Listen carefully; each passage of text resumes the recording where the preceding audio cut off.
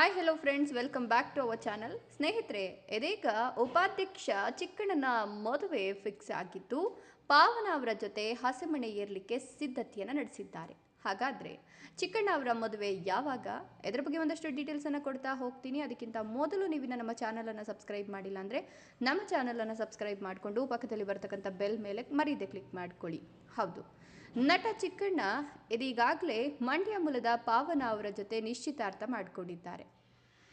ಇದೇ ಮುಂದಿನ ತಿಂಗಳು ಆಗಸ್ಟ್ 29ಕ್ಕೆ ರಿಸೆಪ್ಷನ್ ಜೊತೆಗೆ ಅದೇ ಆಗಸ್ಟ್ 30ಕ್ಕೆ ಚಿಕ್ಕಣ್ಣ ಹಾಗೂ ಪಾವನ ಅವರ ಮದುವೆ ನಡೆಯುತ್ತೆ ಅಂತ ಹೇಳಲಾಗ್ತಾ ಇದೆ. ಮೈಸೂರಿನ ಸ್ಪೆಕ್ಟ್ರಮ್ ಹಾಲ್ನಲ್ಲಿ ಅದ್ಧೂರಿ ಮದುವೆ ಸಮಾರಂಭ ನಡೆಯುತ್ತೆ ಅಂತ ಹೇಳಲಾಗ್ತಾ ಇದ್ದು, ಸ್ಯಾಂಡಲ್ವುಡ್ನ ನಟನಟಿಯರು, ತಂತ್ರಜ್ಞರು, ನಿರ್ದೇಶಕರು, ನಿರ್ಮಾಪಕರು ಸೇರಿದಂತೆ ಹಲವರು ಈ ಒಂದು ಕಾರ್ಯಕ್ರಮದಲ್ಲಿ ಭಾಗಿಯಾಗ್ತಾರೆ ಅಂತ ಹೇಳಲಾಗ್ತಿದೆ. ಇನ್ನು ಚಿಕ್ಕಣ್ಣ ಅವರು ಈಗಾಗಲೇ ತಮ್ಮ ಮದುವೆಯ ಪತ್ರಿಕೆಯನ್ನು ಕೊಡೋ ಕೆಲಸದಲ್ಲಿ ಬ್ಯುಸಿಯಾಗಿದ್ದು, ಆದಿಚುಂಚನಗಿರಿ ಮಠಾಧೀಶ ನಿರ್ಮಲಾನಂದನಾಥ ಸ್ವಾಮೀಜಿ ಅವರಿಗೆ ಚಿಕ್ಕಣ್ಣ ಅವರು ಆಹ್ವಾನ ಪತ್ರಿಕೆಯನ್ನು ನೀಡಿದ್ದಾರಂತೆ. ಇನ್ನು ಸ್ಯಾಂಡಲ್ವುಡ್ನ ತಮ್ಮ ಸ್ನೇಹಿತರು, ಆಪ್ತರಿಗೂ ಕೂಡ ಇನ್ವಿಟೇಷನ್ ಅನ್ನು ಕೊಡ್ತಾ ಇದ್ದು, ಚಿಕ್ಕಣ್ಣ ಅವರನ್ನ ಕೈ ಹಿಡಿತಿರ್ತಕ್ಕಂಥ ಹುಡುಗಿ ಹೆಸರು ಪಾವನ ಗೌಡ. ಇವರು ಮಂಡ್ಯ ಜಿಲ್ಲೆಯ ಶ್ರೀರಂಗಪಟ್ಟಣ ತಾಲೂಕಿನ ಮಹದೇವಪುರ ಎಂಬ ಗ್ರಾಮದ ಮೂಲದವರು.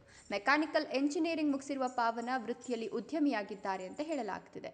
ಮೈಸೂರು ಮೂಲದ ಚಿಕ್ಕಣ್ಣ ಕಡು ಬಡತನದ ಕುಟುಂಬದಿಂದ ಬಂದಿದ್ದು, ಮೊದಲು ಗಾರೆ ಕೆಲಸ ಮಾಡ್ತಿದ್ದಂತಹ ಚಿಕ್ಕಣ್ಣ ಬಳಿಕ ಆರ್ಕೆಸ್ಟ್ರಾಗಳಲ್ಲಿ ಕಾಮಿಡಿ ಮಾಡ್ತಿದ್ರು. ಬಳಿಕ ಹಾಸ್ಯ ಕಲಾವಿದನಾಗಿ ಟಿವಿಗಳಲ್ಲಿ ಕಾಣಿಸ್ಕೊಂಡ್ರು.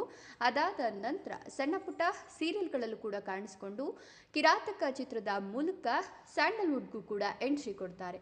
ಅದಾದ ನಂತರ ರಾಜ, ಹುಲಿ, ಅಧ್ಯಕ್ಷ ಹೀಗೆ ಒಂದಷ್ಟು ಸಿನಿಮಾಗಳಿಗೂ ಕೂಡ ಇವರಿಗೆ ಭರ್ಜರಿ ಯಶಸ್ಸನ್ನು ತಂದುಕೊಡುತ್ತೆ.